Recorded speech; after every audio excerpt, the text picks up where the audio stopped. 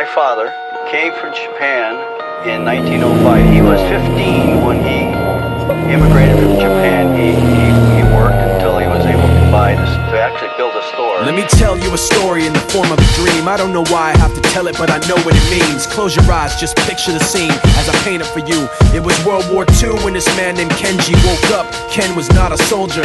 He was just a man with a family who owned a store in LA. That day, he crawled out of bed like he always did, bacon and eggs with wife and kids. He lived on the second floor of a little store he ran. He moved to LA from Japan, they called him immigrant. In Japanese, he'd say he was called Issei. That meant first generation in the United States, when everybody was afraid of the Germans, afraid of the Japs, but most of all afraid of a homeland attack. And that morning, when Ken went out on the doormat, his world went black, cause right there, front page news, 3 weeks before 1942, Pearl Harbor's been bombed and the Japs are coming. Pictures of soldiers dying and running.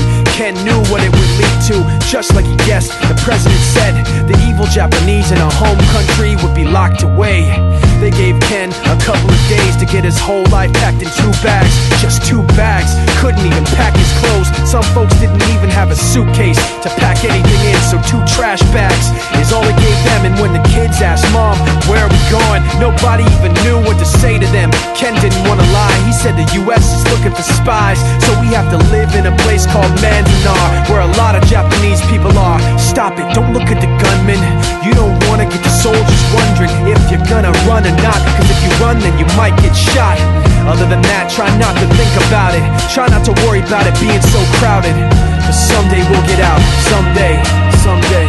As soon as war broke out, the FBI came and they just come to the house and you have to come. All the Japanese have to go. They took Mr. Nii and people couldn't understand why they had to take him, because he's an innocent laborer. So now they're in a town with soldiers surrounding them. Every day, every night, look down at them. From watchtowers up on the wall, Ken couldn't really hate them at all. They were just doing the job and he wasn't gonna make any problems.